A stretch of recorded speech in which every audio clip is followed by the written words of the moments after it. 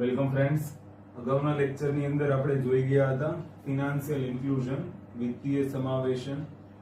એની તમામ ડિસ્કશન આપણે કરી લીધી. વિત્તીય સમાવેશન શું છે, એના ફાયદા શું છે, એની સામે પડકારો કયા કયા છે, એના ઉપાયો ગવર્નમેન્ટ શું કરી શકે છે. આજે આપણે જોવાનું છે એનપીએ. એનપીએ શું છે?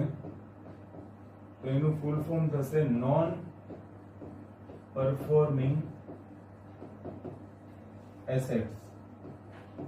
તમે સાથે સાથે નોટ્સ બનાવતા જજો. તમને જે પોઈન્ટ્સ અહીંયા સમજ પડી જાય છે બોર્ડ ઉપર એ હું નથી લખાવતો, બાકીના પોઈન્ટ્સ હું તમને લખાવી દઉં છું. હવે એવી કોઈ આશા ન રાખે નાના છોકરા જેવી બધું હું તમને લખાવું. તમને જે ઇમ્પોર્ટન્ટ શબ્દો છે એ તો હું લખાવું જ છું, બાકીની નોટ્સ તમારે જાતે આ લેક્ચરની અંદરથી લખતી જવાની છે. તો નોન પરફોર્મિંગ એસેટ ની અંદર આપણે શું કરીશું? તો સૌથી પહેલા તો નોન પરફોર્મિંગ એસેટ છે શું? સૌથી પહેલા આપણે જોઈશું એની વ્યાખ્યા.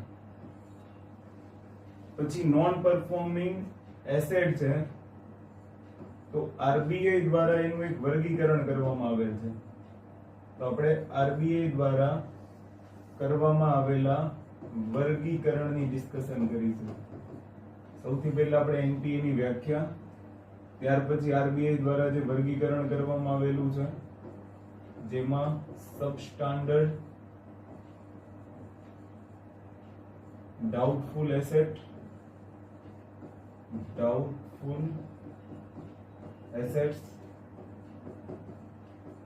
સબસ્ટાન્ડર્ડ એસેટ્સ અને લોસ એસેટ્સ.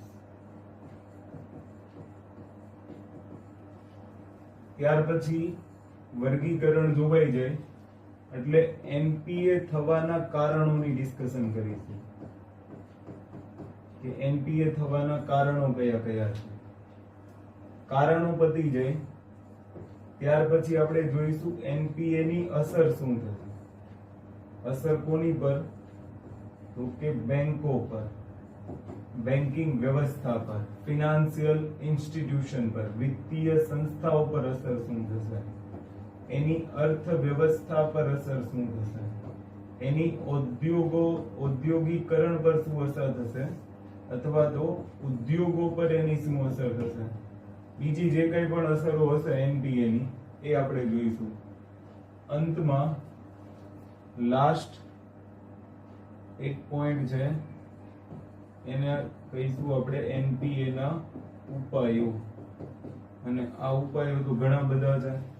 અત્યાર સુધીમાં એનપીએ ના નિવારણ માટે જેટલા ઉપાયો કરવામાં આવેલા છે એ તમામ ઉપાયોની ડિસ્કશન કરવાના છે. તો હવે પછીનો આપણો ટોપિક રહેશે નોન પરફોર્મિંગ એસેટ્સ.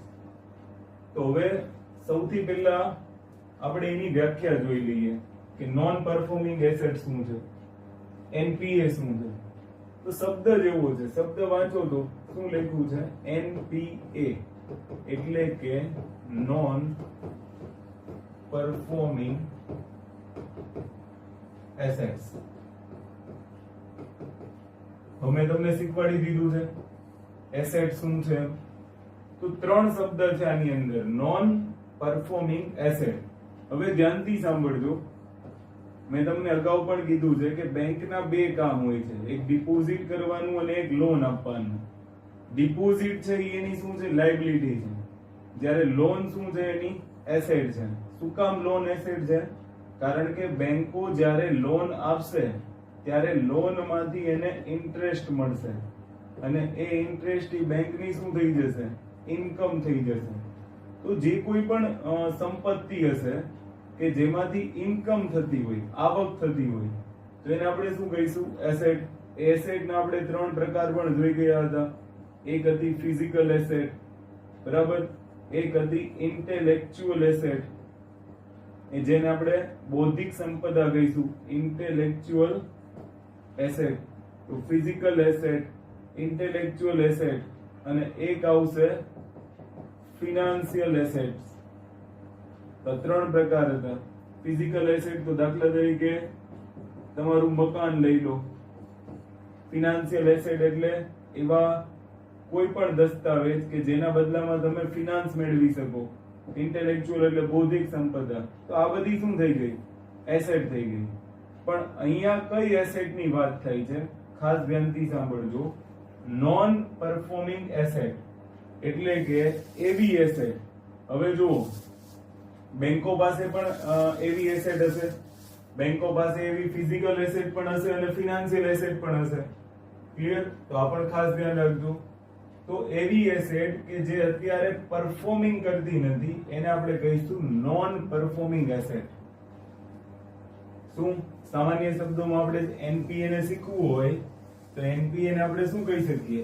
એવી એસેટ કે જે પરફોર્મ ન કરતી હોય એને આપણે શું કહીશું? Non performing asset. તો હવે કહેવાનો મતલબ એમ છે કે કોને આપણે પરફોર્મ ન કરતી એસેટની વ્યાખ્યા કરીશું? તો અમુક માપદંડો નક્કી થયા છે. એ માપદંડો મુજબ જોઈએ તો એવી એસેટ કે જે 90 દિવસથી, ખાસ યાદ રાખજો, 90 દિવસથી પરફોર્મિંગમાં ન હોય.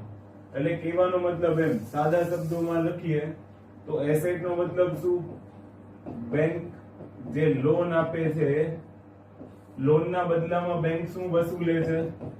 તો કે ઈએમઆઈ અને ઇન્ટરેસ્ટ વસૂલે છે. બરાબર? અને જો કોઈ લોનનો ઈએમઆઈ કે ઇન્ટરેસ્ટ 90 દિવસથી, કેટલા દિવસથી? 90 દિવસથી ભરપાઈ ન થયો હોય તો એને કહેવાય એનપીએ.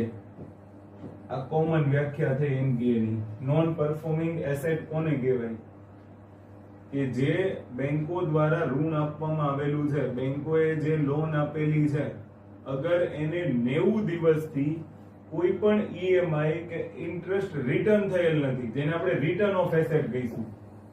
અને આપણે શું કહીશું? ROA, return of asset. એટલે કે સમજો કે કોઈ એક કસ્ટમર છે એ 25 લાખ રૂપિયાની લોન લીધી છે. 25 લાખમાં એ લોનનો હપ્તો છે 25,000 નો.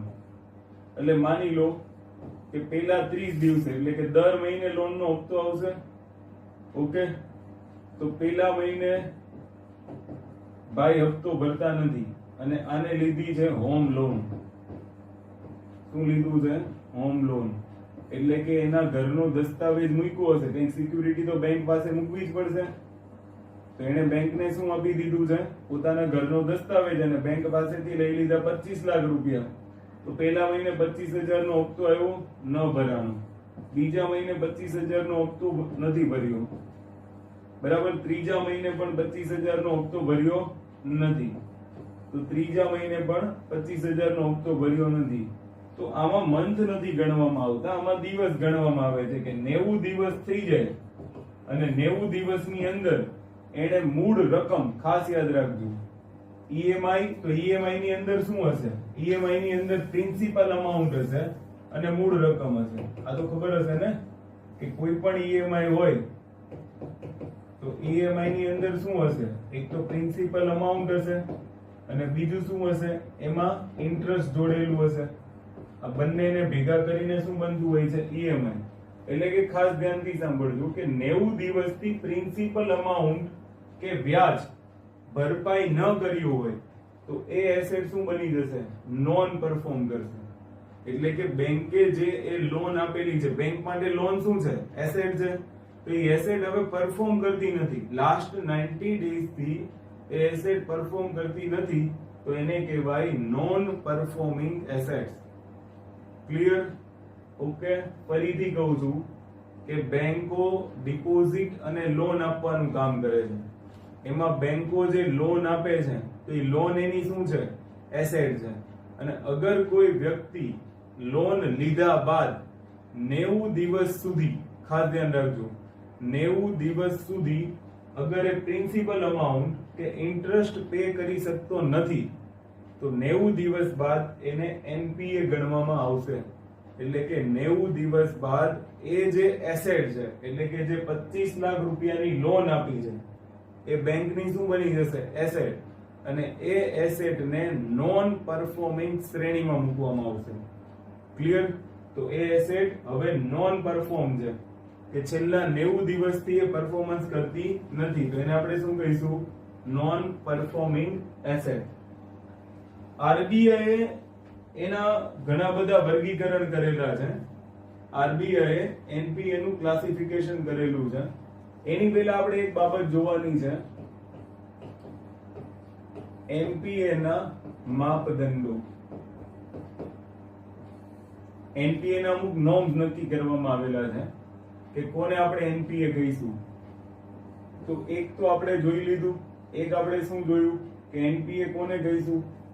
કે બેંક કોઈને લોન આપે છે, એટલે કે ઋણ આપે છે, અને એ લોન એમાં પ્રિન્સિપલ અમાઉન્ટ અને ઇન્ટરેસ્ટ બેમાંથી કોઈ એક અગર 90 દિવસ સુધી કોઈ ભરપાઈ કરતું નથી, તો 90 દિવસ પછી એ એસેટ એટલે લોન આપી એસેટ કહેવાય. એ એસેટ શેની શ્રેણીમાં આવશે? એનપીએ ની શ્રેણીમાં આવશે.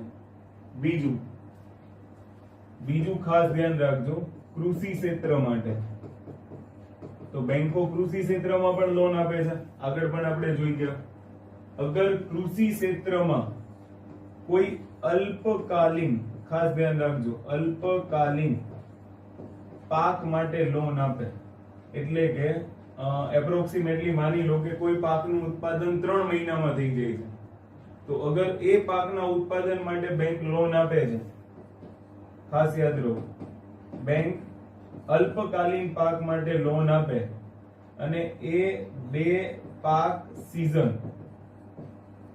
ખાસ ધ્યાન રાખજો, 2 ક્રોપ સીઝન સુધી એનું પ્રિન્સિપલ અમાઉન્ટ કે ઇન્ટરેસ્ટ બેમાંથી એક પણ વસ્તુ પે થતું નથી, તો એને એનપીએ ગણવામાં આવશે. આ થઈ અલ્પકાલીન પાક ઉત્પાદન માટેની વાત. હવે આપણે જોઈશું દીર્ઘકાલીન પાક ઉત્પાદન, એટલે કે કોઈ દીર્ઘકાલીન પાક ઉત્પાદન માટે બેંકે લોન આપેલી છે, બરાબર, અને એ લોન એક પાક સીઝન, દીર્ઘકાલીન એટલે ઓલમોસ્ટ, જો આ લગભગ 3 મહિના હોય અલ્પકાલીન, તો આ 6 મહિના. સમજી ગયા? તો અગર બેંકે કોઈ કૃષિ ક્ષેત્રની અંદર લોન આપેલી છે અને એ લોન અલ્પકાલીન પાક માટે આપેલી છે, તો ખાસ ધ્યાનથી સાંભળજો કે અગર 3 મહિનામાં પાકનું ઉત્પાદન થઈ જવાનું છે, તો એ પાકના ઉત્પાદનમાંથી એને પૈસા ભરવા પડે બેંકને. પણ એવી 2 ક્રોપ સીઝન જતી રહે છતાં પણ પ્રિન્સિપલ અમાઉન્ટ કે ઇન્ટરેસ્ટ એ પે કરતા નથી, તો એને એનપીએ ગણવામાં આવશે. અને અગર એ લોન દીર્ઘકાલીન પાક માટે આપેલી હોય, તો એમાં એક પાક સીઝન જ કાઉન્ટ થશે, અને એક પાક સીઝન એટલે કે 6 મહિને તો એનું ઉત્પાદન થશે, તો એક પાક સીઝનમાં જો એ પ્રિન્સિપલ અમાઉન્ટ કે ઇન્ટરેસ્ટ પે કરતા નથી, તો એને પણ શું ગણવામાં આવશે? એનપીએ ગણવામાં આવશે. અલગ અલગ એનપીએ ની કેટેગરી છે. પહેલું આપણે સામાન્ય લોન માટે જોઈ ગયા કે જે બેંકો લોન આપતી હોય છે એની વાત કરી લીધી. બેંકો અગર કૃષિ ક્ષેત્રમાં લોન આપે છે, તો એને ક્યારે આપણે એનપીએ ગણવી, એ પણ આપણે ડિસ્કશન કરી લીધું. હજુ એક ટર્મ છે, એ છે સીસી અને ઓડી માટે. તો આ પણ મેં તમને ગઈકાલે શીખવાડી દીધું છે, કેશ ક્રેડિટ અને ઓવરડ્રાફ્ટ. બંને શબ્દ તમે સમજી જ ગયા છો. તો કેશ ક્રેડિટ અને ઓવરડ્રાફ્ટ વાળું અકાઉન્ટ અગર 90 દિવસથી નિષ્ક્રિય છે, એમાં પણ કોઈ પણ જાતનું પેમેન્ટ કરવામાં આવ્યું નથી, ખાસ ધ્યાનથી સાંભળજો, કેશ ક્રેડિટ અને ઓવરડ્રાફ્ટ વાળું અકાઉન્ટ 90 દિવસથી નિષ્ક્રિય છે અને એમાં પણ કોઈ પણ પ્રકારનું પેમેન્ટ કરવામાં આવ્યું નથી, તો આપણે એને એનપીએ ગણીશું. તો 4 બાબતો તમારે યાદ રાખવાની છે. શું યાદ રાખશો? તો કે સૌથી પહેલા બેંક જે લોન આપે છે એ લોનમાં પ્રિન્સિપલ અમાઉન્ટ એટલે કે મૂળ રકમ અને વ્યાજ એની ભરપાઈ 90 દિવસ સુધી થતી નથી, તેને એનપીએ ની શ્રેણીમાં ગણીશું. કેશ ક્રેડિટ કે ઓવરડ્રાફ્ટ એ પણ એક પ્રકારની બેંકની એસેટ જ છે, કારણ કે ઓવરડ્રાફ્ટમાં આપણે ગઈકાલે જોઈ ગયા હતા કે કસ્ટમરના અકાઉન્ટમાં પૈસા નહીં હોય છતાં પણ બેંક એના કરતા એને વધારે લિમિટ યુઝ કરવા માટે આપશે તો એક પ્રકારની એસેટ જ થઈ. તો એ પણ જો અકાઉન્ટ 90 દિવસથી નિષ્ક્રિય હોય એટલે કે કોઈ પણ પ્રકારનું પેમેન્ટ ન થયું હોય તો એમાં પણ આપણે એને શું ગણીશું? એનપીએ ગણીશું. કૃષિ ક્ષેત્ર માટે એનપીએ કોને ગણીશું? કે જો અલ્પકાલીન પાક માટે લોન આપેલી છે તો એમાં 2 ક્રોપ સીઝન લેવાની, અને જો દીર્ઘકાલીન પાક હોય તો એમાં 1 ક્રોપ સીઝન લેવાની. અગર એની અંદર પેમેન્ટ કોઈ પણ પ્રકારનું થતું નથી કે પ્રિન્સિપલ અમાઉન્ટ હોય કે ઇન્ટરેસ્ટ હોય તો એને આપણે એનપીએ ની શ્રેણીમાં લાવીશું. ક્લિયર? તો હવે તમને આઈડિયા આવી ગયો હશે કે એનપીએ છે શું. કારણ કે આજકાલ ન્યૂઝપેપર ની અંદર આ શબ્દ સૌથી વધારે સાંભળવા મળે કે એનપીએ શું છે. ઓકે, તો આરબીઆઈ દ્વારા એનપીએ નું વર્ગીકરણ કરવામાં આવ્યું છે. કોના દ્વારા? આરબીઆઈ દ્વારા એનપીએ નું વર્ગીકરણ કરવામાં આવ્યું છે. Classification of NPA by RBI, એટલે કે આરબીઆઈ એનપીએ નું વર્ગીકરણ કર્યું છે. એ વર્ગીકરણમાં 3 શ્રેણી આપી છે. એક છે સબ સ્ટાન્ડર્ડ એસેટ્સ. પહેલી શ્રેણી કઈ છે? સબ સ્ટાન્ડર્ડ એસેટ. બીજી એનપીએ ની, ખાસ ધ્યાન રાખજો, એનપીએ નું વર્ગીકરણ કર્યું છે. એનપીએ નું 3 શ્રેણીમાં વર્ગીકરણ કર્યું છે. કોણે? આરબીઆઈ. એમાં એક સબ સ્ટાન્ડર્ડ એસેટ આવશે, એક ડાઉટફુલ એસેટ આવશે, અને ત્રીજું loss assets. Loss assets. Clear? હવે એસેટ શબ્દ વારંવાર આવે છે તો અગર તમને ન સમજ પડતી હોય તો અગાઉના લેક્ચર જોઈને એક વખત એસેટ શબ્દ શીખી લેવો જોઈએ. પછી આ લેક્ચર જોશો તો તમને વધારે બેનિફિટ રહેશે, અધરવાઇઝ નુકસાન ઈચ્છાની અંદર. તો સબ સ્ટાન્ડર્ડ એસેટ્સ કોને કહેવાય? કઈ એનપીએ ને સબ સ્ટાન્ડર્ડ એસેટ્સ માં રાખશું, કઈ એનપીએ ને ડાઉટફુલ એસેટ ની અંદર રાખશું, અને કઈ એસેટ્સ ને લોસ એસેટ્સ ની અંદર રાખશું, એનું વર્ગીકરણ આરબીઆઈ દ્વારા કરવામાં આવ્યું છે. એટલે કે માની લો કે કોઈ પ્રોપર્ટી અથવા તો કોઈ એસેટ્સ એનપીએ જાહેર થાય. ખાસ ધ્યાનથી સાંભળજો, 3 માટે આ શબ્દ લાગુ થશે. એનપીએ જાહેર થયા બાદ અગર 1 વર્ષ સુધી એમાં કોઈ પણ જાતનું પ્રિન્સિપલ અમાઉન્ટ કે ઇન્ટરેસ્ટ પે થતું નથી તો એ એસેટ ને આપણે કઈ કેટેગરીમાં રાખશું? સબ સ્ટાન્ડર્ડ એસેટમાં. અગર 1 વર્ષ ઉપરાંત પણ અગર એનું કોઈ પણ પ્રકારનું પેમેન્ટ નથી થતું, 1 વર્ષથી વધારે, તો આપણે એને શેમાં રાખશું? ડાઉટફુલ એસેટ ની અંદર. અને હજુ 36 મહિના બાદ, એટલે ઓલમોસ્ટ 12 13 36 ગણો તો 3 વર્ષ થાય, તો પણ અગર એમાં કોઈ પેમેન્ટ, ઇન્ટરેસ્ટ પેમેન્ટ કે પ્રિન્સિપલ અમાઉન્ટ નું પેમેન્ટ નથી થતું તો એસેટ ને શેમાં ગણવાની છે? લોસ એસેટમાં. ક્લિયર? તો 3 પ્રકારની એસેટ છે અને આપણે ખાસ યાદ રાખવાની છે કે આરબીઆઈ દ્વારા એનપીએ નું 3 શ્રેણીમાં વર્ગીકરણ કરવામાં આવ્યું છે. એમાં એક છે સબ સ્ટાન્ડર્ડ એસેટ કે જેમાં કોઈ પણ એસેટ, ખાસ યાદ રાખજો કે જેની અંદર કોઈ પણ એસેટ એનપીએ જાહેર થયા બાદ 1 વર્ષ સુધી હજુ પણ પ્રિન્સિપલ અમાઉન્ટ કે ઇન્ટરેસ્ટ નું પેમેન્ટ થતું નથી તો એને આપણે કઈ શ્રેણીમાં રાખશું? સબ સ્ટાન્ડર્ડ એસેટમાં.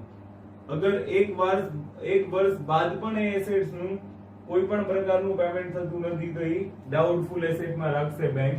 અને ત્યારબાદ પણ અગર 36 મહિના બાદ પણ જો એસેટમાં કોઈ પણ પેમેન્ટ થતું નથી, ક્લિયર, તો એને આપણે શેની અંદર રાખશું? લોસ એસેટ્સ ની અંદર.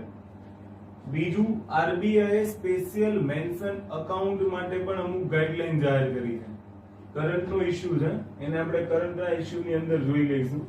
બાકી અત્યારે આ બેઝિક સબ્જેક્ટ છે, તો બેઝિક વસ્તુ આપણે અત્યારે જોઈશું. કરંટ માટે અલગથી લેક્ચર. નહીતર કેવું થશે કે હવે તમે સમજો એમસીએલઆર રદ થઈ ગયું અને એની જગ્યાએ એક્સટર્નલ બેન્ચમાર્ક રેટ આવી ગયું. ક્લિયર? તેમાં થોડીક સમસ્યા રહેશે. સ્પેશિયલ મેન્શન અકાઉન્ટ પણ આની માટે જ છે. ક્લિયર? એનપીએ માટે અલગ અલગ પ્રકારના 3 સ્પેશિયલ મેન્શન અકાઉન્ટ છે. એસએમએ 0 1 2. ક્લિયર? એમાં અલગ અલગ ડે પ્રમાણે અલગ અલગ એનપીએ નું ક્લાસિફિકેશન કરવાનું છે. પણ આ અને એ ક્લાસિફિકેશન અલગ અલગ છે. ઈ સ્પેશિયલ મેન્શન અકાઉન્ટ છે, જ્યારે આ એનપીએ નું વર્ગીકરણ છે કે એનપીએ થયેલી એસેટ્સ ને કઈ કઈ શ્રેણીમાં રાખી શકાય. ક્લિયર? તો એક હેડિંગ આપીને લખી નાખવાનું કે આરબીઆઈ દ્વારા એનપીએ નું વર્ગીકરણ, અને 3 વર્ગીકરણ તમારે લખવાના.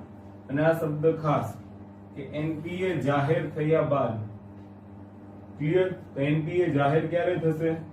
કે પહેલા તો 90 દિવસ સુધી કોઈ પેમેન્ટ ન થાય એટલે એનપીએ જાહેર થાય. અને 90 દિવસ પછી 1 વર્ષ સુધી એસેટ ને શેમાં રાખવામાં આવશે? સબસ્ટાન્ડર્ડ એસેટમાં. 1 વર્ષ કરતા વધશે એટલે ડાઉટફુલ એસેટ બની જશે. અને 36 મહિના બાદ ઈ લોસ એસેટ બની જશે. બેંકને ખબર પડી જશે કે હવે આમાંથી કોઈ પ્રકારની રિકવરી આવવાની નથી, તો આપણે એને એ પ્રમાણે ટ્રીટ કરવી પડશે. ક્લિયર? તો આ શબ્દો આપણે યાદ રાખવાના છે. તો હવે આપણે એ તો જોઈ ગયા કે એનપીએ શું છે, એનપીએ નું ક્લાસિફિકેશન શું છે, પણ સૌથી મહત્વનો શબ્દ છે, સૌથી મહત્વનો પોઈન્ટ છે કે ભાઈ એનપીએ થવાના કારણો શું છે. શા માટે એનપીએ થાય? હવે એક વસ્તુ સમજો કે અગર આપણે લોન લઈએ છીએ તો આપણો ઈરાદો તો એવો નથી હોતો કે આપણે લોનની ભરપાઈ નથી કરવી. આ ઘણા લોકો એવા હોય છે કે જે બેંકનું ફ્રોડ કરી નાખે છે. વિજય માલ્યા જેવા ઘણા બધા લોકો છે કે જે બેંકનું પણ ફ્રોડ કરવા તૈયાર થઈ જાય. પણ આપણે એવું માનીએ કે મોટા ભાગના લોકોની ઈચ્છા તો એવી હોતી નથી કે બેંકના પૈસા પાછા આપણે ન આપીએ. કારણ કે બેંકે આપણને કેવી કન્ડિશનમાં પૈસા આપ્યા હશે વિચાર કરો. આપણી પાસે પૈસા નથી અને આપણે કોઈ કામ કરવું છે, એવી કન્ડિશનમાં પૈસા આપ્યા છે, અને એ પૈસા પણ આપણે પાછા ન મોકલીએ તો ત્યારે સમજો કે 90 દિવસ પછી તો આપણે શું જાહેર થવાના છે? એનપીએ જાહેર થવાના છે. પણ સૌથી મહત્વની બાબત એ છે કે અગર એનપીએ થાય છે તો એની પાછળના કયા કારણો જવાબદાર છે, તો એની આપણે ડિસ્કશન કરવાની છે કે એનપીએ થવા પાછળના કયા કારણો છે. તેમાં સૌથી પહેલું કારણ છે ઉદ્યોગોમાં ઉત્પાદન ઘટવું. ઉદ્યોગોમાં ઉત્પાદનમાં ઘટાડો થવો. હવે તમે એક વસ્તુ સમજો કે ઉદ્યોગોમાં ઉત્પાદનની અંદર અગર ઘટાડો થશે તો કેવી રીતના એનપીએ થશે? માની લો કે એક કંપની છે હોન્ડા. હોન્ડા એ માની લો કે એસબીઆઈ પાસેથી 1500 કરોડ રૂપિયા ની લોન લીધી, અને 1500 કરોડની લોન લીધા બાદ હોન્ડાએ એમાંથી ઉત્પાદન કાર્ય શરૂ કર્યું. પણ હવે તમે સમજો કે હોન્ડાની એક પણ બાઇક વેચાણી નહીં. એટલે એક પણ બાઇક, માની લો કે એને 1000 બાઇક બનાવી અને એ 1000 બાઇકમાંથી એક પણ બાઇક સેલિંગ નથી થઈ, તો હવે હોન્ડા કંપની શું કરશે? સતત ઉત્પાદન શરૂ રાખશે કે પહેલા 1000 ને વેચવાની ટ્રાય કરશે? તો શું કરશે? હવે એ ઉત્પાદનમાં ઘટાડો કરી દેશે. જ્યારે એ ઉત્પાદનમાં ઘટાડો કરશે એટલે એની બીજી બધી ઇફેક્ટ તો ઘણી બધી પડશે. અસર આપણે આના પછી જોઈશું. પણ સૌથી મહત્વની જે બાબત છે એ આપણે શું જોવાની છે કે હવે સમજો કે આ હોન્ડા કંપની છે એની પોતાની એક બેલેન્સ શીટ હશે. એ બેલેન્સ શીટ એટલે શું? તો કે એની અંદર ઉત્પાદન કેટલું થાય છે અને વેચાણ કેટલું થાય છે. તો ઉત્પાદન તો 1000 બાઇક નું થઈ ગયું પણ વેચાણ થયું નથી. હવે વેચાણ નહીં થાય તો સમજો કે પ્રોફિટ નહીં થાય, અને પ્રોફિટ નહીં થાય તો એ બેંકને પૈસા ચૂકવશે કેવી રીતના? જે 1500 કરોડ એને વ્યાજે લીધા છે તે વ્યાજમાંથી પ્રિન્સિપલ અમાઉન્ટ અથવા તો ઇન્ટરેસ્ટ પે નહીં કરી શકે. અને જો પ્રિન્સિપલ અમાઉન્ટ કે ઇન્ટરેસ્ટ 90 ડેઝ સુધી એ પે નહીં કરે તો એ પણ શેની શ્રેણીમાં આવી જશે? એનપીએ ની શ્રેણીમાં આવી જશે. હવે તમે સમજો કે બેંક પણ પોતાની એક બેલેન્સ શીટ બનાવતી હશે. બેંક પણ શું કરતી હશે? પોતાની એક બેલેન્સ શીટ બનાવતી હશે.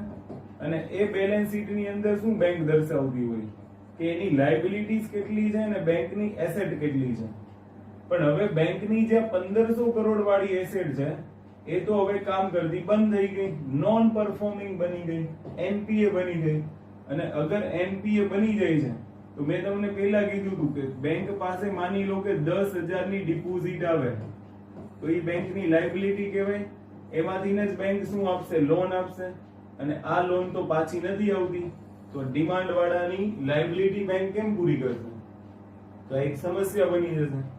તો અગર ઉદ્યોગોની બેલેન્સ શીટ ખરાબ થાય છે તો સામે બેંકની પણ બેલેન્સ શીટ ખરાબ થાય છે. તો આ બંનેની બેલેન્સ શીટ જે ખરાબ થાય એને કહેવાય Queens balance sheet. Queens balance sheet problem. અને આપણે શું કહીશું? ટ્વિન્સ બેલેન્સ શીટ પ્રોબ્લેમ કહીશું. ક્લિયર? તો આને તમારે ખાસ ધ્યાન રાખવાનું છે. એસબીઆઈ અને હોન્ડા. ક્લિયર? તો આ એક ઉદ્યોગ છે, આ બેંક છે કે ઉદ્યોગોની બેલેન્સ શીટ અગર ખરાબ થાય છે તો સાથે સાથે બેંકોની પણ બેલેન્સ શીટ ખરાબ થશે અને એને આપણે કહીશું twins balance sheet problem. Okay? તો એક આની અંદર જ એક પેરેગ્રાફ પાડીને લખો કે જ્યારે ઉદ્યોગોના ઉત્પાદનમાં ઘટાડો થાય તેના કારણે ઔદ્યોગિક એકમોની આવકમાં પણ ઘટાડો થાય છે. પરિણામે તે બેંકોને લોન ચૂકવણી કરવામાં અસમર્થ બને છે અને તેથી બેંકોની એનપીએ માં વધારો થાય છે. આમ ઔદ્યોગિક એકમોની બેલેન્સ શીટ ખરાબ થવાની સાથે સાથે બેંકોની પણ બેલેન્સ શીટ ખરાબ થાય છે, જેને ટ્વિન્સ બેલેન્સ શીટ પ્રોબ્લેમ કહેવામાં આવે છે. જેને ટ્વિન્સ બેલેન્સ શીટ પ્રોબ્લેમ કહેવામાં આવે છે. ક્લિયર? તો એક તો થઈ ગયું ઔદ્યોગિક ઉત્પાદનમાં ઘટાડો, અથવા તો તમે ત્યાં શું લખી શકો છો કે ઔદ્યોગિક ઉત્પાદનમાં ઘટાડો થશે તો ઔદ્યોગિક આર્થિક વૃદ્ધિ દર માં પણ શું જોવા મળશે? ઘટાડો જોવા મળશે. તો એનપીએ થવાનું આ એક કારણ થઈ ગયું. બીજું એનપીએ થવાનું કારણ છે કૃષિમાં અનિશ્ચિતતા. કૃષિમાં અનિશ્ચિતતા હમણાં આપણે જોઈ ગયા. કૃષિમાં એ બે પ્રકારની લોન આપશે, એક શોર્ટ ટર્મ અને એક લોંગ ટર્મ લોન આપશે. ક્લિયર? પણ હવે તમે સમજો કે અત્યારે પ્રદૂષણની સમસ્યા વધી ગઈ છે, ગ્લોબલ વોર્મિંગ વધી ગયું છે, એના કારણે ક્રોપ સાયકલ જળવાતી નથી. બેંકોએ તો એવું ધારીને લોન આપેલી છે કે 3 મહિનામાં શોર્ટ ટર્મ લોન વાળાનું પેમેન્ટ આપણને આવી જશે. પણ હવે માની લો કે કોઈ પણ કારણોસર 3 મહિનામાં પાક ઉત્પાદન થયું નહીં અને પાક ઉત્પાદન સારું ન થયું તો એ શું દર્શાવે છે? કૃષિમાં કોઈ પણ પ્રકારની અનિશ્ચિતતા દર્શાવે છે. એ પછી કોઈ પણ પ્રકારની સમસ્યા હોય, માવઠું પડે કે ઘણી બધી કન્ડિશન, વરસાદ વધારે પડી જાય, વરસાદ ઓછો પડે, તો આ બધા પાછળ પ્રદૂષણ જવાબદાર છે, ગ્લોબલ વોર્મિંગ જવાબદાર છે. તો એના કારણે કૃષિમાં અનિશ્ચિતતા આવે છે અને ખેડૂતો પોતાની લોન ભરપાઈ કરવા માટે સમર્થ બનતા નથી અને એવી એસેટ્સ પછી શું બને છે? નોન પરફોર્મિંગ એસેટ બને છે. તો એનપીએ થવાનું એક કારણ છે કૃષિમાં અનિશ્ચિતતા. તો એમાં લખો કે ભારતમાં કૃષિમાં અનિશ્ચિતતાના કારણે ખેડૂતોને તેના પાક ઉત્પાદનનું યોગ્ય મૂલ્ય પ્રાપ્ત થતું નથી. ખેડૂતોને તેના પાક ઉત્પાદનનું યોગ્ય મૂલ્ય પ્રાપ્ત થતું નથી અને પરિણામે ખેડૂતો બેંક પાસેથી લીધેલી લોનને સમયસર ચૂકવી શકતા નથી, જેના કારણે કૃષિમાં લીધેલી લોન એ એનપીએ માં પરિવર્તિત થઈ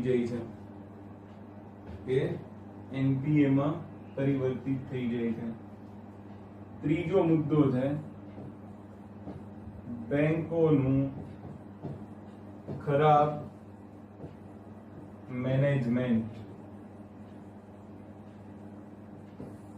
ખાસ યાદ રાખજો, આ પણ એક ઇમ્પોર્ટન્ટ પોઈન્ટ છે, બેંકોનું ખરાબ મેનેજમેન્ટ. હવે બેંકોનું ખરાબ મેનેજમેન્ટ એનપીએ માટે કઈ રીતના ભૂમિકા ભજવે છે, ખાસ ધ્યાનથી સાંભળજો. બેંક છે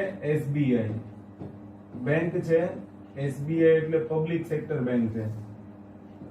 એસબીઆઈ શું છે? પબ્લિક સેક્ટર બેંક છે. હવે બે કસ્ટમરો જાય છે, એક સોસાયટી છે, એક જ સોસાયટીમાં બે મકાન છે, એક નંબર અને એની બાજુનું બે નંબર, એક વ્યક્તિ એ અને એક વ્યક્તિ બી. બંને વ્યક્તિ છે, વ્યક્તિ એ અને વ્યક્તિ બી, બંને એસબીઆઈ માં લોન લેવા માટે છે. હવે વ્યક્તિ એ છે એ એક સામાન્ય માણસ છે, જ્યારે વ્યક્તિ બી છે એ કોઈ નેતાનો ભત્રીજો છે. માની લો કોઈ પણ નેતાનો ભત્રીજો છે. મકાનની કિંમત છે 40 લાખ રૂપિયા.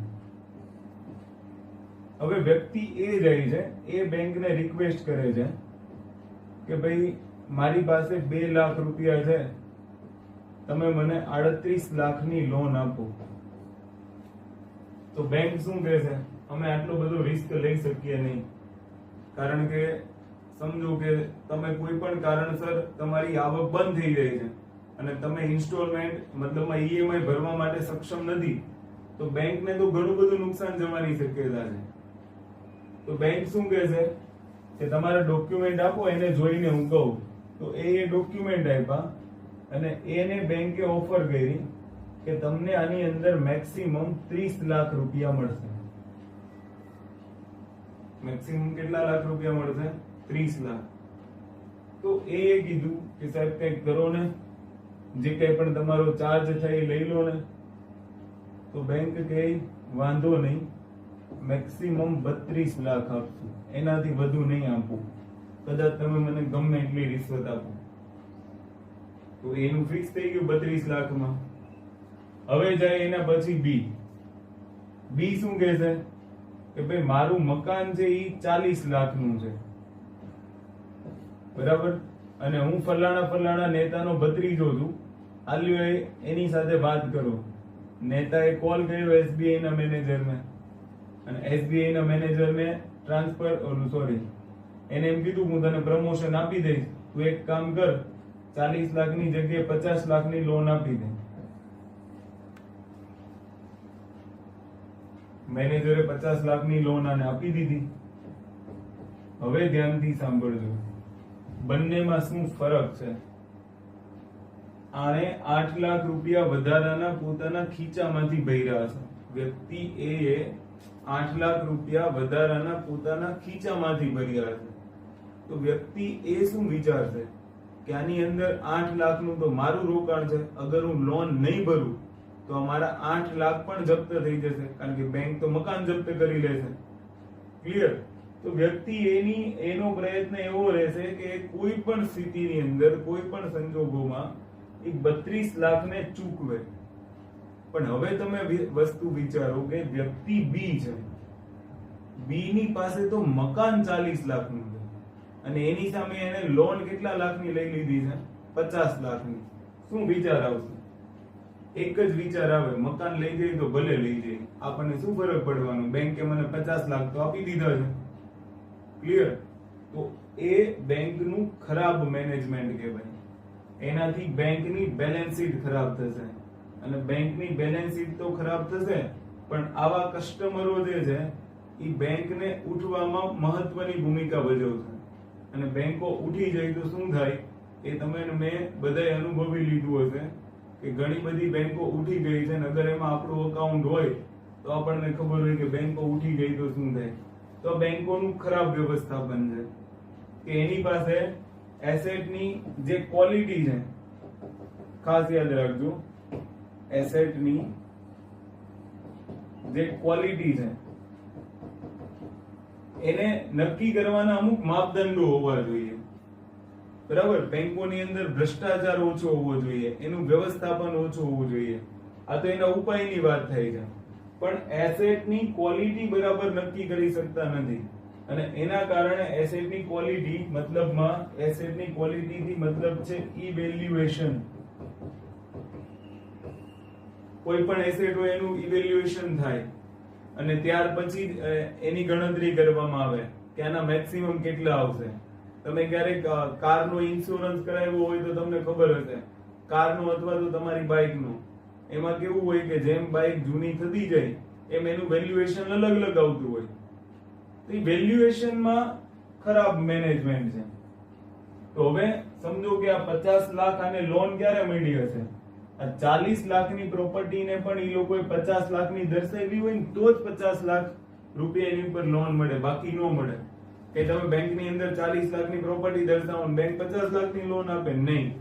આ પ્રભાવ છે નેતાનો એસબીઆઈ ના મેનેજરને કોલ, એટલે ગમે એ ગફલા કરશે. અને તમે ઘણી વખત જોયું હશે આઈસીઆઈસીઆઈ માં ચંદા કોચરને સસ્પેન્ડ કરવી પડે. તો એ બધું શું છે? એ બધું ક્યાંક ને ક્યાંક બેંકોનું ખરાબ મેનેજમેન્ટ છે. અને આવું બેંકોનું ખરાબ મેનેજમેન્ટ મોટા ભાગે તમને પબ્લિક સેક્ટર બેંકોમાં જ જોવા મળશે. કારણ કે ત્યાં નેતાઓનું ચાલતું હોય, ત્યાં અમુક અધિકારીઓનું ચાલતું હશે, ઉપરના અધિકારીઓનો ફોન આવે તો પણ આવું થઈ શકે છે. તો આ ખરાબ મેનેજમેન્ટ છે, એના કારણે પણ એનપીએ છે એ વધી શકે છે. ત્યાર પછી ચોથું કારણ છે વૈશ્વિક મંદી.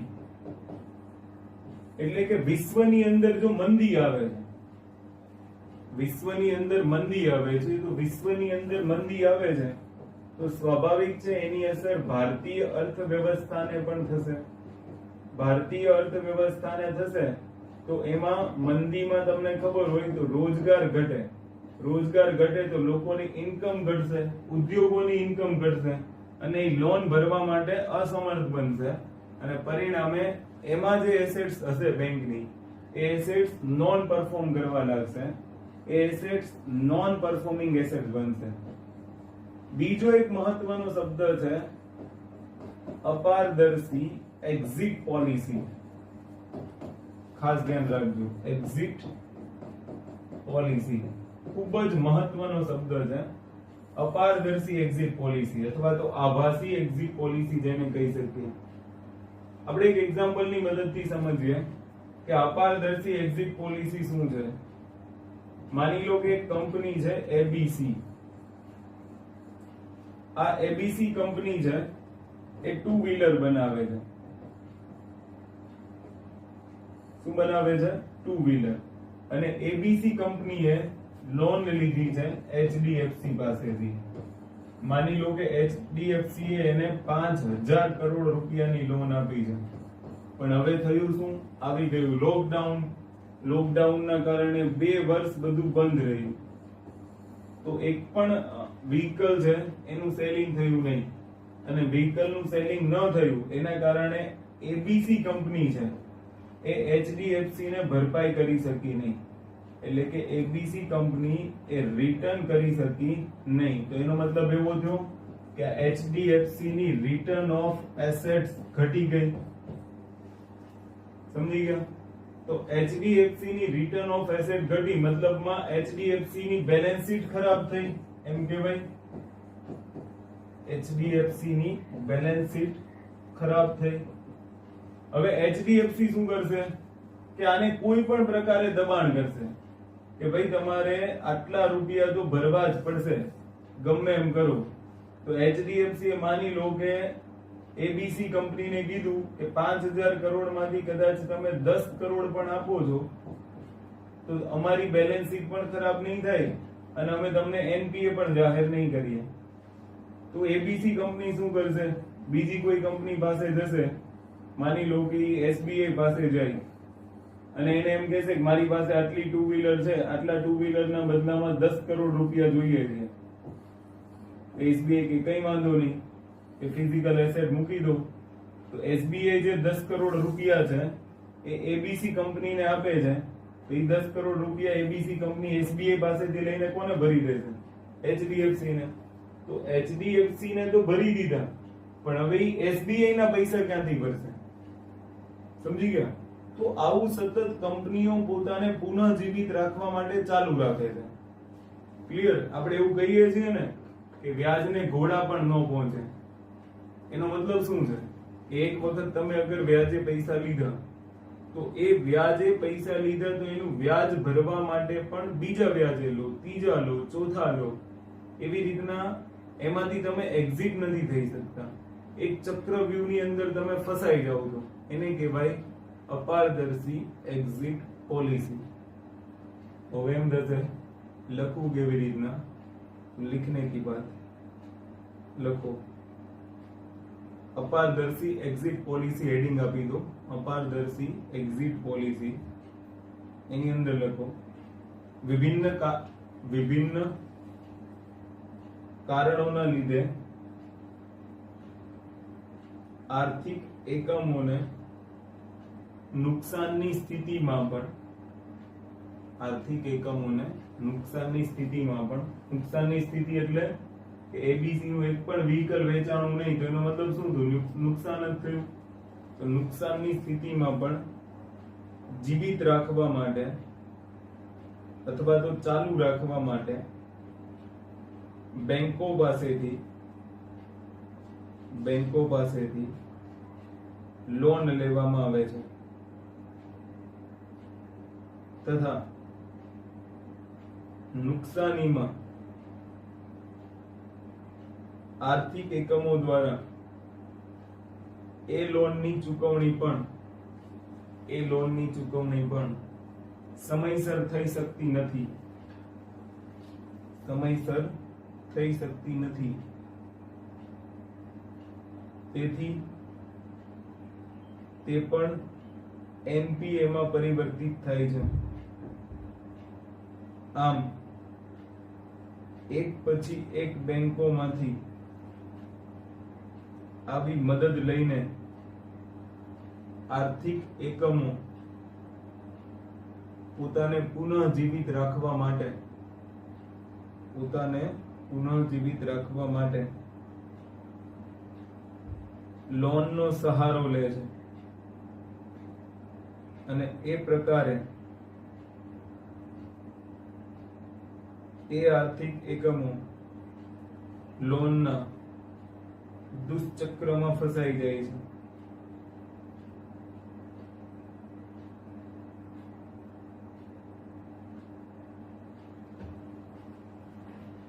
આ દુષ્ચક્ર શું છે?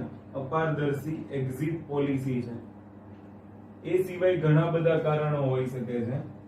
જેમ કે એક કારણ હોઈ શકે છે રાજનીતિક.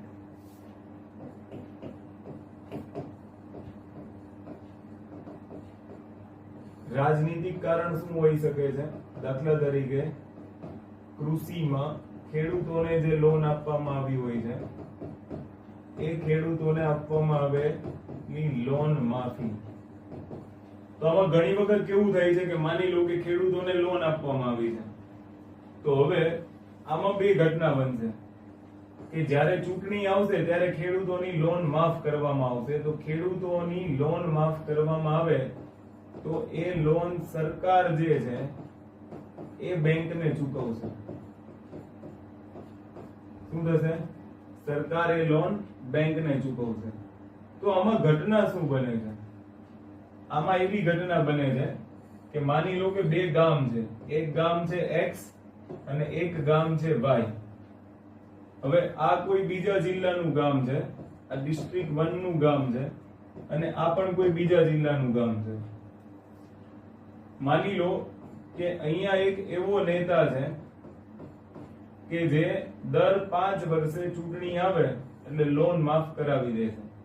તો અહીંના બધા લોકો શું વિચારીને લોન લે છે કે ચૂંટણી આવશે એટલે લોન તો માફ થવાની જ છે. જ્યારે આ એક એવું ગામ છે કે ત્યાંનો નેતા કોઈ આવી બાહેંધરી આપતો નથી, તો અહીંયા શું થશે કે જે લોકોનેથી ભરપાઈ થઈ શકે એમ હોય એ લોકો જ લોન લેશે. પણ અહીંયા તો શું કરવાનું છે કે બધાને ખબર છે કે 5 વર્ષ સુધી દે ધનાધન લોન ભરવાની નહીં. શું કરવાનું? લોન ભરવાની નહીં. અને લોન નહીં ભરો, દર 5 વર્ષે ચૂંટણી આવવાની જ છે. ઈ નેતા ફરી પાછો આવીને સ્ટેટમેન્ટ આપશે, ફરી પાછી આવીને જાહેરાત કરશે કે હું તમારી લોન માફ કરી દઈશ. તો એમ વિચારીને લોકો લોન લેશે, પછી ખેડૂતો 5 વર્ષ સુધી લોન એની ભરપાઈ કરશે નહીં.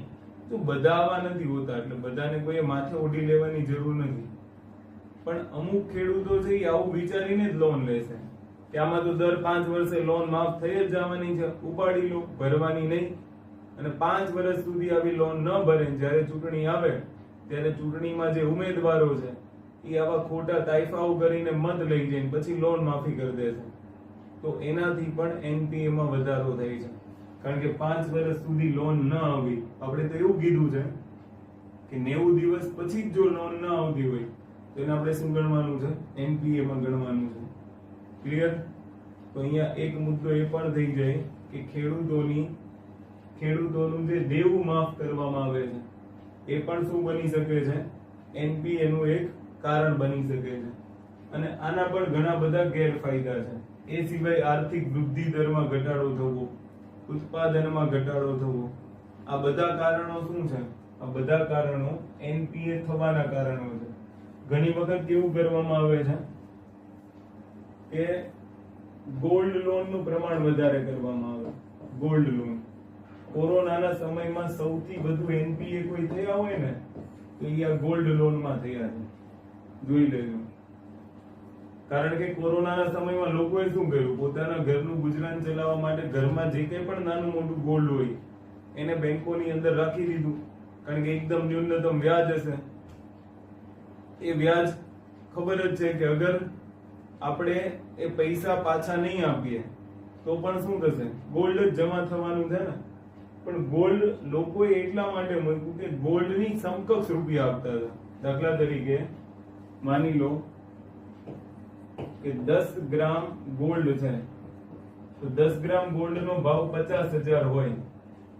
ક્લિયર?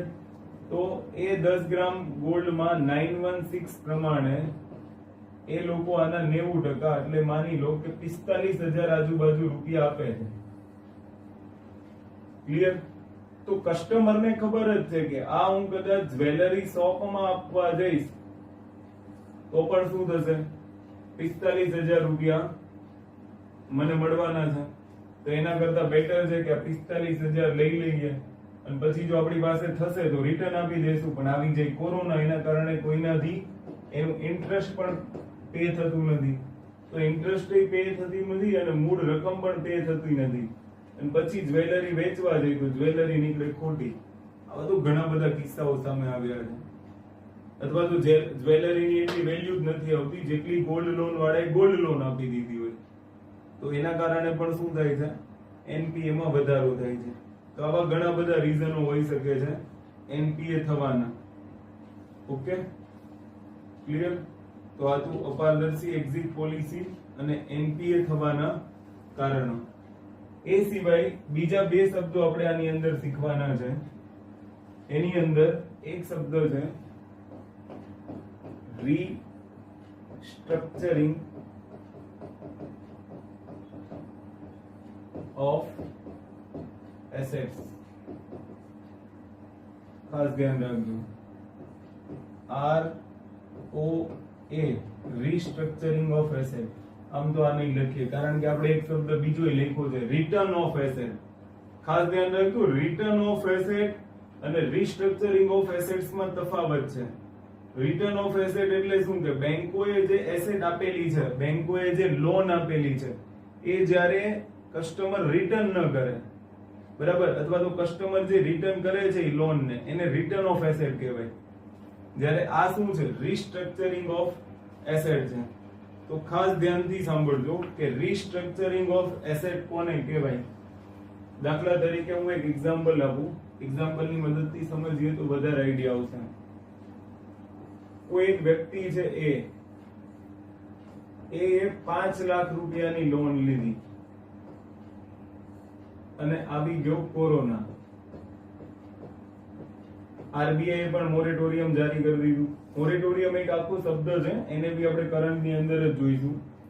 પણ હવે માની લો કે સમય આવી ગયો કોરોનાનો અને આ 5 લાખ ભરી શકે એમ જ નથી. બરાબર, 90 દિવસ થઈ ગયા, એનપીએ થઈ ગયું, તો હજુ પણ આ ભરી શકે એમ છે નહીં. એનપીએ ની અલગ અલગ શ્રેણીમાં મૂકી ગયું.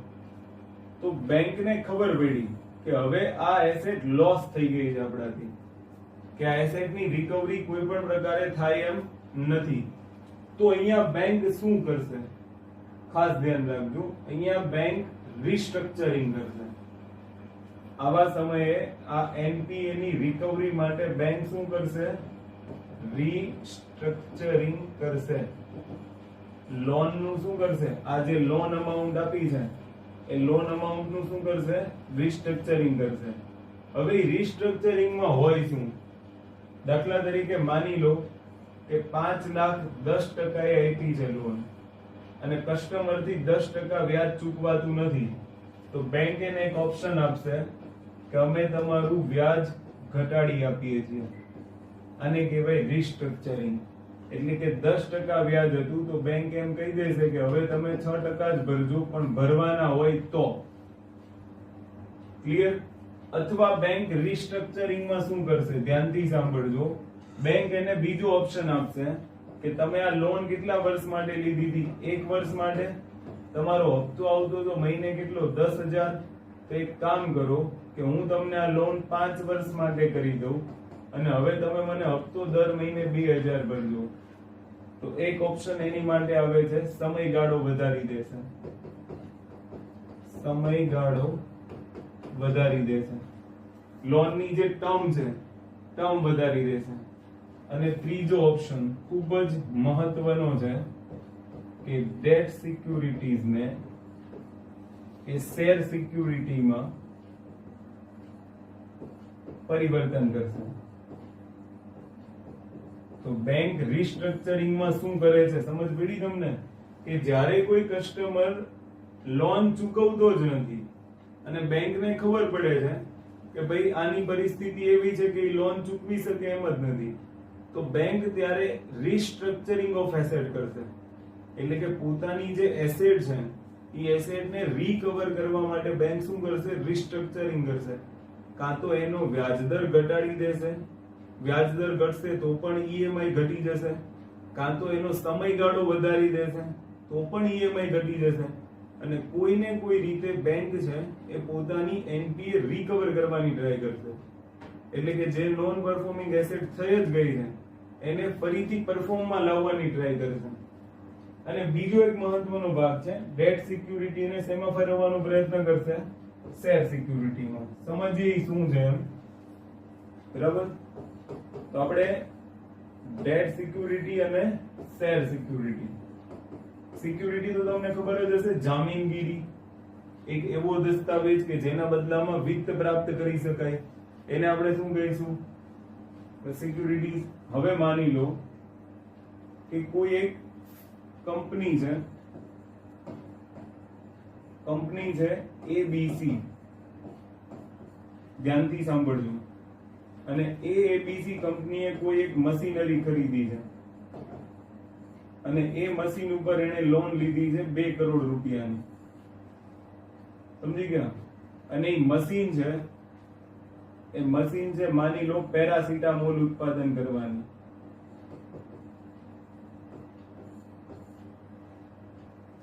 ક્લિયર? એ મશીન શેનું છે? પેરાસિટામોલ ઉત્પાદન કરવાનું છે. હવે માની લો કે એબીસી કંપની છે, એને એમ થઈ ગયું કે મારે આ 2 કરોડ ચૂકવવા નથી, તો એ શેની શ્રેણીમાં આવશે? એનપીએ ની શ્રેણીમાં આવશે. પણ હવે તમે ધ્યાનથી સાંભળજો કે આ 2 કરોડ માટે મશીનના બિલ, એવું બધું જે કંઈ પણ એના દસ્તાવેજ હશે, પરચેઝિંગ બિલ હશે, એને સિક્યુરિટી સ્વરૂપે બેંક પાસે મૂકેલી હશે. ક્લિયર? આ 2 કરોડ કોને આપેલા હશે? બેંકે. અને આ જે કંઈ પણ સિક્યુરિટીઝ હશે એ સિક્યુરિટીઝ એને કોને આપેલી હશે? બેંકને. તો એ સિક્યુરિટીઝ કહેવાય ડેટ સિક્યુરિટીઝ, કે જેના બદલામાં વિત્ત પ્રાપ્ત કરી શકાય. એવી સિક્યુરિટીઝ કે જેના બદલામાં શું પ્રાપ્ત કરી શકાય, વિત્ત પ્રાપ્ત કરી શકાય, એ ડેટ સિક્યુરિટીઝ કહેવાશે. શેર સિક્યુરિટીઝ એટલે શું કે આ મશીનમાંથી પેરાસિટામોલ ઉત્પાદન થાય છે અને માની લો કે દર મહિને એમાંથી 10 લાખની પેરાસિટામોલ ઉત્પાદન થાય છે. તો એ 10 લાખમાંથી માની લો કે દર મહિને 5 લાખ રૂપિયાનો પ્રોફિટ થાય અને આ 5 લાખમાંથી માની લો કે 4 લાખ છે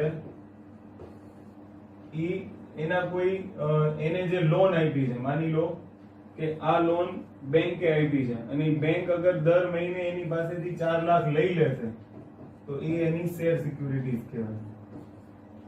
તો હવે બેંક શું કરશે કે જે કાગળિયા હતા એ કાગળિયામાંથી સીધો લાભ લેવાનો પ્રયત્ન કરશે.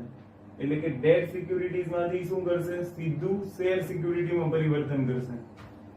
સમજ પડી તમને કે મશીનોના જે દસ્તાવેજ પોતાની પાસે રાખીને લોન આપી હતી તો લોનની ચૂકવણી તો હવે થતી નથી, એનપીએ થઈ ગઈ છે, બરાબર. એબીસી કંપનીનો માલિક પૈસા ભરવા તૈયાર જ નથી. તો એવા સમયે બેંક એક ઓર પ્રકારનું રિસ્ટ્રક્ચરિંગ કરી શકે છે. એ રિસ્ટ્રક્ચરિંગ શું હોય છે કે એની પાસે જે સિક્યુરિટીઝ પડેલી છે, કારણ કે લોન અગેન્સ્ટ સિક્યુરિટી, સિક્યુરિટીની અગેન્સ્ટમાં જ એને લોન મળશે આટલી મોટી. તો એ જે ડેટ સિક્યુરિટીઝ છે એ ડેટ સિક્યુરિટીઝ માંથી એને શેર સિક્યુરિટીમાં, એટલે કે હવે કંપની શું કરશે, એને આની સાથે કોઈ મતલબ નથી, ઈએમઆઈ ભરો, આ ભરો, તે ભરો, એ સીધું કંપનીમાંથી લાભ લઈ લેશે, શેર લઈ લેશે, શેરિંગ કરી લેશે કે ભાઈ તારી આવક આટલી છે તેમાંથી આટલું ફરજિયાત મને આપી દેવાનું, બાકીનું તમે જે કરો એ. તો એ ડેટ સિક્યુરિટીમાંથી શેર સિક્યુરિટીમાં પરિવર્તન કરશે. એને પણ આપણે શું કહીશું, રીસ્ટ્રક્ચરિંગ ઓફ એસેટ્સ. ક્લિયર? એક શબ્દ થઈ ગયો રીસ્ટ્રક્ચરિંગ ઓફ એસેટ. હેડિંગ આપો રીસ્ટ્રક્ચરિંગ ઓફ એસેટ, જેના અંતર્ગત બેંકો દ્વારા ગ્રાહકોને આપવામાં આવેલી લોનની શરતોને બદલવામાં આવે છે કે જેનાથી એનપીએ ની સરળતાથી રિકવરી થઈ શકે. એટલે કે તેમાં રીસ્ટ્રક્ચરિંગ અંતર્ગત નીચે મુજબના પ્રયત્નો કરવામાં આવે છે. પહેલું, વ્યાજના દરમાં ઘટાડો કરવામાં આવે. બીજું, ચુકવણીના સમયગાળામાં વધારો કરવામાં આવે, લોનની ચુકવણીના સમયગાળામાં વધારો કરવામાં આવે, એની ટર્મ ચેન્જ કરવામાં આવે. અને ત્રીજું, ડેટ સિક્યુરિટીને શેર સિક્યુરિટીમાં રૂપાંતરણ કરવામાં આવે. તો આ થઈ ગયું રીસ્ટ્રક્ચરિંગ ઓફ એસેટ. નેક્સ્ટ, ત્યારબાદ એક શબ્દ છે write off asset. Write off assets, આ પણ બહુ અગત્યનો શબ્દ છે. રાઇટ ઓફ કરી દેવાનું છે. શું કરી દેવાનું છે? રાઇટ ઓફ કરી દેવાનું છે. કોનું? એસેટ્સ નું. કઈ એસેટ્સ નું? જે એસેટ એનપીએ થઈ ગઈ છે. સમજણ પડી? અમે તમને પહેલા કીધું કે બેંક પોતાની બેલેન્સ શીટ બનાવે. બેલેન્સ શીટમાં એક બાજુ લાયબિલિટી હશે, એક બાજુ એસેટ હશે. માની લો કે બેંક પાસે 500 કરોડની લાયબિલિટી છે અને બેંક પાસે 500, કાં તો આપણે એવું લખીએ કે 5000 કરોડની એસેટ છે. હવે એવું નહીં વિચારતા 5000 કરોડ શું કામ, શાક સર્જન કરે ને બેંક. ક્લિયર? હવે માની લો કે 5000 કરોડ માંથી 1000 કરોડ રૂપિયા એવા છે કે જે એનપીએ ની શ્રેણીમાં છે અને એનપીએ ની માની લો કે લોસ એસેટ વાળી શ્રેણીમાં છે કે હવે આ એસેટ લોસ જ થઈ ગઈ છે, આવે એમ જ નથી. તો એ સમયે બેંકો શું કરશે? બેંકો પોતાની બેલેન્સ શીટમાં એવું દર્શાવશે કે આ 1000 કરોડની ચૂકવણી પણ થઈ ગઈ છે અન્ય કોઈ પણ સ્ત્રોતમાંથી. એ બેંક ત્યાં કોઈ પણ સ્ત્રોત બતાવી દેશે અને એમ કહી દેશે કે આ 1000 કરોડની ચૂકવણી પણ થઈ ગઈ છે, એટલે બેંકોની લાયબિલિટી અને એસેટ વાળી જે બેલેન્સ શીટ છે, એ બેલેન્સ શીટમાં બેંકો શું બતાવવાનો પ્રયત્ન કરશે કે કોઈ પણ ખરાબ એસેટ નથી. આનાથી બેંકોને શું ફાયદો થાય? માની લો કે તમારું એક બેંકમાં અકાઉન્ટ છે, બેંક છે એસબીઆઈ. એસબીઆઈ માં તમારા 1 કરોડ રૂપિયા છે અને અચાનક તમને ફોન આવે, અથવા તો તમે આરટીઆઈ કરી દીધી અને તમને ખબર પડી કે એસબીઆઈ ની અંદર સૌથી મોટો ડિફોલ્ટર છે એ 15,000 કરોડનો છે. જસ્ટ એક દિવસ પહેલા જ આ ઘટના બની છે. તરત જ તમે શું કરશો? 1 કરોડ રૂપિયા લઈ લેશો. અને અગર જો આવી ડિમાન્ડ અચાનક વધી જાય છે તો બેંકો સામે તરલતાનું સંકટ ઊભું થઈ શકે છે. એટલે બેંકો શું કરે છે કે જ્યારે આવી કોઈ એનપીએ આવે તો એ એનપીએ ની બેલેન્સ શીટ ક્લીન કરવાનો પ્રયત્ન કરે છે. અને એ પ્રયત્નો માટે પોતાની બેલેન્સ શીટમાં બેંક એવું દર્શાવશે, જો ધ્યાનથી સાંભળજો, આ 1000 કરોડની એનપીએ તો છે એ બંધ ન થઈ જાય. બેંક એને વસૂલવાનું શરૂ જ રાખશે, એને બેંક બંધ કરશે નહીં, પણ બેંકો પોતાની બેલેન્સ શીટમાં એને રીટ ઓફ કરી દેશે. સમજી ગયા? બેંક પોતાની બેલેન્સ શીટની અંદર એને રાઇટ ઓફ કરી દેશે. એનો મતલબ શું થશે કે અન્ય સ્ત્રોતોમાંથી આની ભરપાઈ થઈ ગઈ છે એવું બતાવી દેશે, પણ ઉઘરાણી બેંકની શરૂ જ રહેશે. પણ ઓન પેપર તમે જોશો તો બેંકોની બેલેન્સ શીટ ક્લીન દેખાશે. ક્લીન એટલા માટે કે લોકોનો વિશ્વાસ બેંકો ઉપર જળવાઈ રહે. ક્લિયર? તો એને કહેવાય રીટ ઓફ એસેટ. એની અંદર લખો એ એસેટ કે જેના સંબંધમાં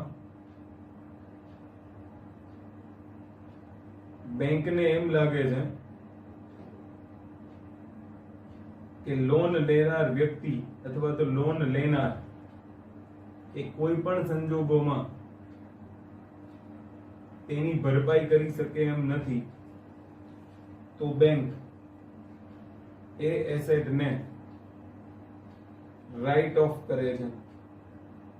એટલે કે તેના અંતર્ગત બેંક પોતાની બેલેન્સ શીટમાં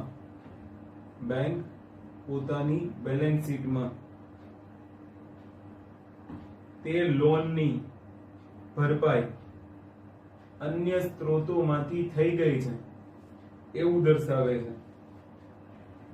અન્ય સ્ત્રોતોમાંથી થઈ ગઈ છે એવું દર્શાવે છે. નોંધ કરીને એક શબ્દ લખો. અહીંયા બેંકોનો ઉદ્દેશ્ય માત્ર પોતાની બેલેન્સ શીટ ક્લીન રાખવાનો છે, લોન માફ કરવાનો નહીં. લોન માફ કરવાનો નહીં. ક્લિયર? એનપીએ તો એનપીએ જ રહેશે, લોન પણ લોન જ રહેશે. ક્લિયર? અહીંયા ખાસ યાદ રાખજો, લોન તો એની ચાલુ જ રહેશે, પણ બેલેન્સ શીટ ક્લીન થઈ જશે. બેલેન્સ શીટમાં એવું નહીં દર્શાવે કે આની રિકવરી નથી થઈ.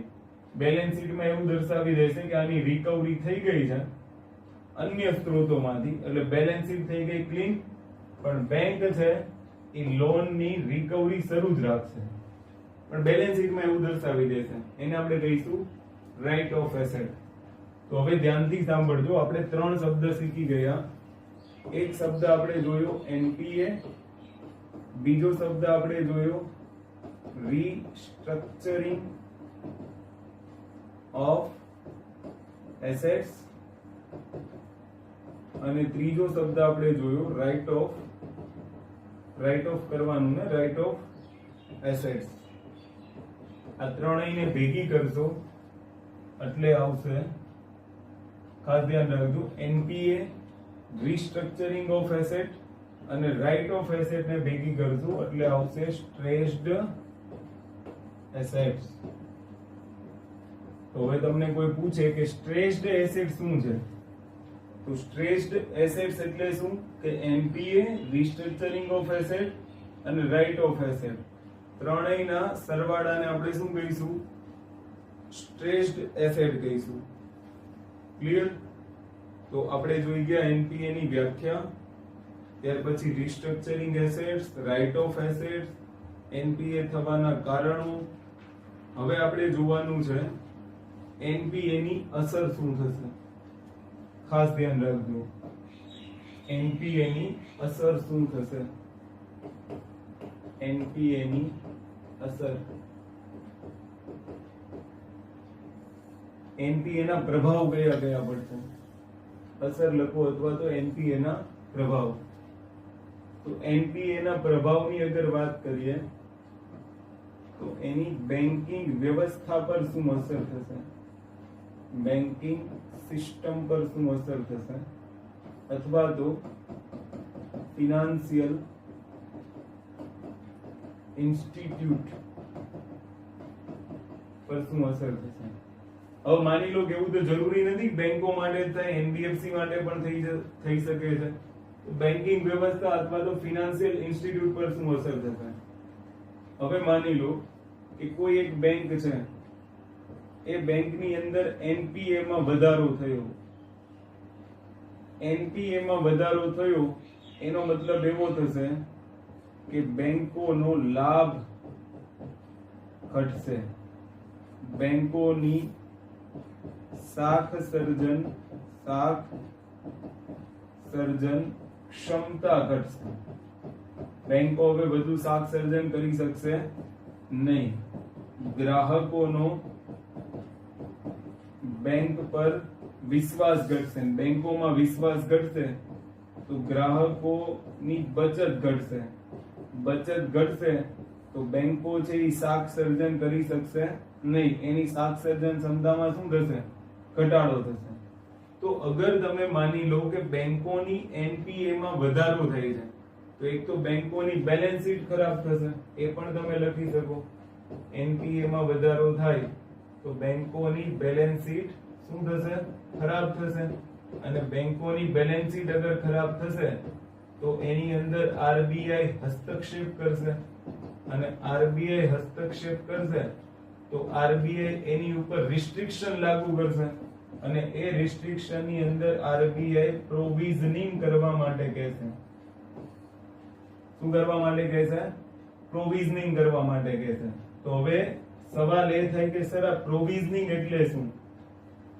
દાખલા તરીકે માની લો કે બેંકની જવાબદારી હોય છે કે એની પાસે લાયબિલિટી પણ હોય છે અને એની પાસે એસેટ પણ હોય છે. પણ જ્યારે આ એસેટ એનપીએ બને તો બેંકો આ લાયબિલિટી પૂરી કેવી રીતના કરશે. સમસ્યા તો એ જ આવશે કે બેંકોની અગર એનપીએ વધતી જાય છે તો બેંકો લાયબિલિટીઝ કેવી રીતના પૂરી કરશે, લોકોની ડિમાન્ડને કેવી રીતના પૂરી કરશે. તો એ સમયે આરબીઆઈ શું કહે છે, આરબીઆઈ એ બેંકોને પ્રોવિઝનિંગ કરવા માટે કહે છે. બેંકો ઉપર નિયંત્રણ કઠોર કરશે.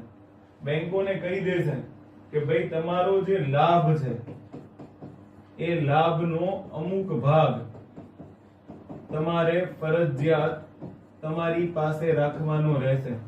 એનો તમે શાક સર્જનમાં ઉપયોગ કરી શકશો નહીં. અને અગર બેંકોનું પ્રોવિઝનિંગ વધારે કરાવશે આરબીઆઈ તો શાક સર્જન નહીં કરી શકે. શાક સર્જન નહીં કરી શકે તો બેંકોને લાભ પણ ઓછો થશે. તો આ એની અસરો છે કે એનપીએ ની બેંકો પર શું અસર થશે. ક્લિયર? તો ખાસ ધ્યાનથી સાંભળજો કે એક તો બેન્કિંગ વ્યવસ્થા અને ફિનાન્શિયલ ઇન્સ્ટિટ્યૂટ પર શું અસર થશે. જેમ જેમ બેંકોની એનપીએ વધશે તો બીજો પણ એક શબ્દ લખી શકાય કે એનપીએ માં વધારો શું દર્શાવશે, તો કે રિટર્ન ઓફ એસેટ ઘટી રહી છે બેંકની. માની લો કે બેંકે કોઈને 5 લાખ રૂપિયા આપ્યા અને એ 5 લાખ એને પાછા નથી આવતા તો એનો મતલબ શું થયો, બેંકની એસેટ ઘટી ગઈ, બેંકની રિટર્ન ઓફ એસેટ ઘટી ગઈ. તો બેન્કિંગ વ્યવસ્થા ઉપર આવા ઘણી બધી અસરો થઈ શકે છે, પણ આ સૌથી મહત્વનું છે. તો તમે આની અંદર શું શું લખી શકો, બેંકની રિટર્ન ઓફ એસેટ ઘટશે, બેંકોની બેલેન્સ શીટ ખરાબ થશે.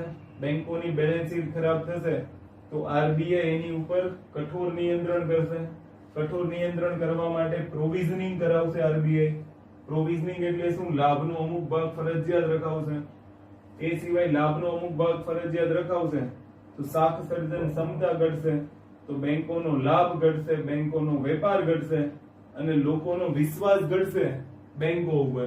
અને એના કારણે લોકો બચત ઓછી કરશે તો પણ બેંકોની શાક સર્જન ક્ષમતા ઘટશે, અને આ બધું થશે તો ઉત્પાદન પણ ઘટી શકે છે. પણ એ બેંકોની અસર નથી, એ અસર છે અર્થવ્યવસ્થા પર. એ અસર શેના ઉપર થશે? અર્થવ્યવસ્થા પર. પણ આટલું લખ્યા બાદ એક હેડિંગ આપી દો, પ્રોવિઝનિંગ શું છે? પ્રોવિઝનિંગ શું છે? ક્લિયર? તો બેન્કિંગ વ્યવસ્થા ઉપર શું થશે એને ફટાફટ લખી નાખો. રિટર્ન ઓફ એસેટ માં ઘટાડો થશે, આરબીઆઈ પ્રોવિઝનિંગ માં વધારો કરશે, જેનાથી બેંકની શાક સર્જન ક્ષમતા ઘટશે, બેંકોનો લાભ ઘટશે, બેંકમાં બચત ઘટશે એટલે કે ડિપોઝિટ ઘટશે, જેના કારણે બેંકોને સંસાધનો પ્રાપ્ત કરવામાં મુશ્કેલી પડશે. હવે હેડિંગ આપો પ્રોવિઝનિંગ. પ્રોવિઝનિંગ શું છે? પ્રોવિઝનિંગ અંતર્ગત આરબીઆઈ બેંકોને પોતાના લાભનો અમુક ભાગ કાં તો લાભના અમુક ટકા પોતાની પાસે સુરક્ષિત રાખવા માટે કહેશે, જેનો ઉદ્દેશ્ય એનપીએ માં વૃદ્ધિના કારણે બેંકોના વધતા જતા રિસ્કને ઘટાડવાનો છે.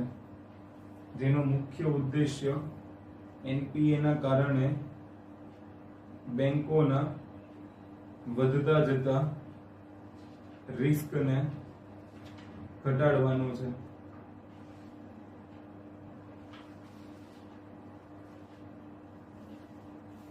ક્લિયર? હવે સેકન્ડ થિંગ કે એનપીએ ની અર્થવ્યવસ્થા પર શું અસર થશે? હવે તમે ધ્યાનથી સાંભળજો, અર્થવ્યવસ્થા પર શું અસર થશે. અત્યારે જે એનપીએ ની સૌથી વધુ સમસ્યા છે એ એનપીએ ની સૌથી વધારે જે સમસ્યા છે એ પબ્લિક સેક્ટર બેંકો પાસે છે. અને પબ્લિક સેક્ટર બેંકોની અગર એનપીએ માં વધારો થાય છે,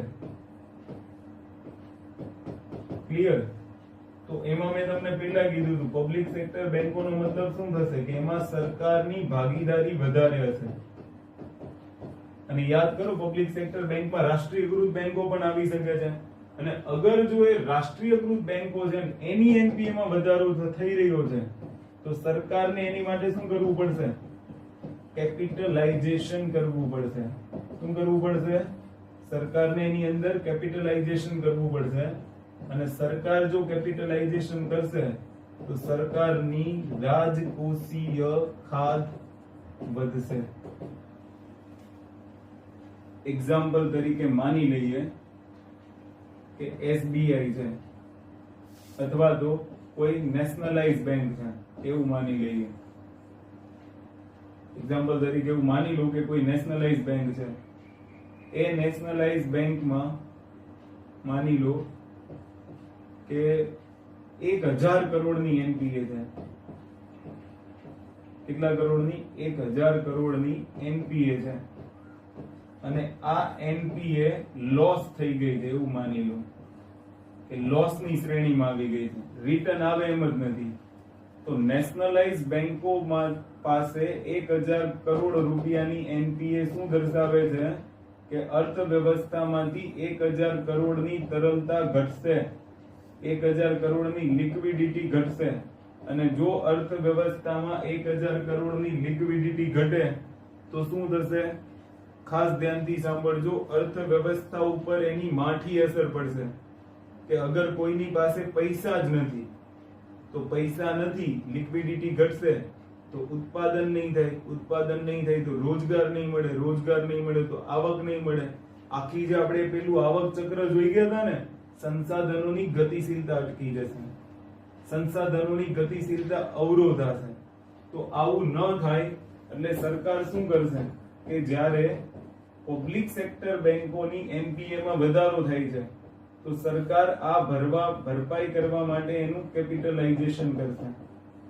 દાખલા તરીકે 1000 કરોડ છે તો સરકાર એવું કહે છે કે અમે તમને 200 કરોડ આપશું, પછી જ્યારે આ વસૂલ થાય ત્યારે તમે અમને આપી દેજો.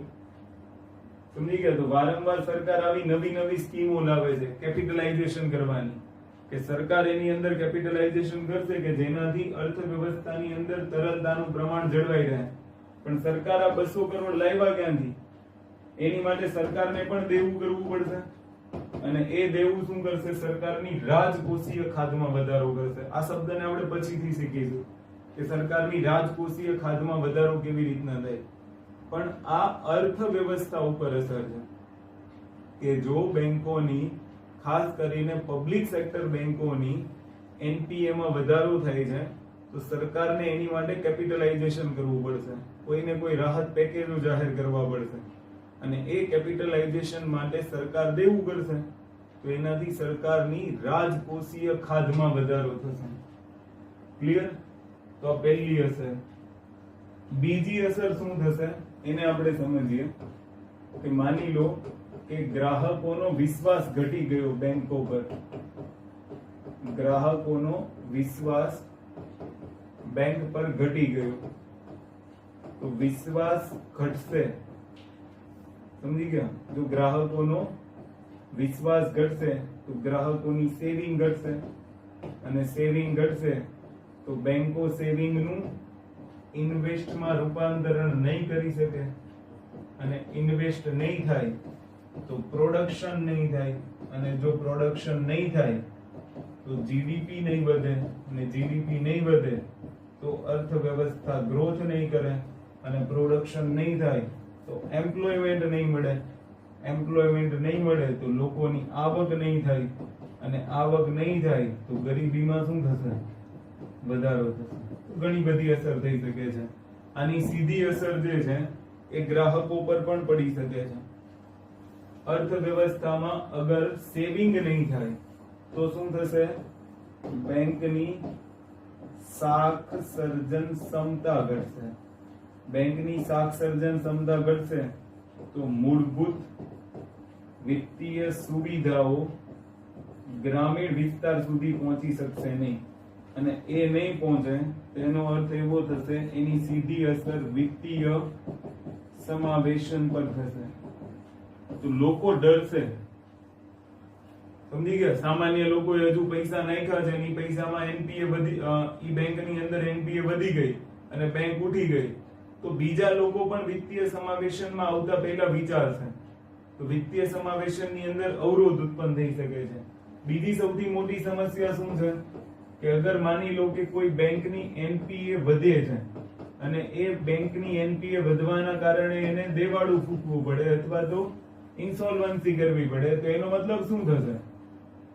તો દેવાળું ફૂંકી રહી છે એ બેંક, તો એની અસર વૈશ્વિક પણ પડશે, વૈશ્વિક સ્તરે પણ જોવા મળશે કે વૈશ્વિક સ્તરે ભારતની છબી બગડશે. વિદેશી રોકાણકારો છે ભારતમાં નહીં આવે તો રોકાણને પણ અસર થશે. ક્લિયર? તો આવા ઘણા બધા ગેરફાયદાઓ છે કે એનપીએ વધવાથી શું થાય. ઓકે, તો હવે લેક્ચર થોડુંક લાંબુ થઈ જશે, અહીં આપણે લેક્ચરને અટકાવીએ છીએ. શું આપણે શીખી ગયા? એનપીએ શું છે? લગભગ આપણે બધી જ બાબતોને જોઈ ગયા છીએ કે એનપીએ શું છે થી લઈ અને તમામ બાબતોની ડિસ્કશન આપણે કરી લીધી છે. ઓકે, તો હવે અહીંયા તમે જુઓ વ્યાખ્યા એની થઈ ગઈ છે, વર્ગીકરણ થઈ ગયું છે, એનપીએ ના કારણો થઈ ગયા છે, અસર થઈ ગઈ છે, ઉદ્યોગોને શું અસર થશે, પ્રોડક્શન ઘટશે, આ તે બધું કરાવી દીધું છે. કારણો થઈ ગયા, અસર થઈ ગઈ. એક ટોપિક બાકી છે એનપીએ ના ઉપાયો, જેને આપણે નેક્સ્ટ લેક્ચર ની અંદર જોઈશું. અગર આની અંદર કોઈ પણ પ્રશ્ન હોય તો તમે પૂછી શકો છો. બાકી મળીએ નેક્સ્ટ લેક્ચર ની અંદર. જય હિન્દ, જય ભારત.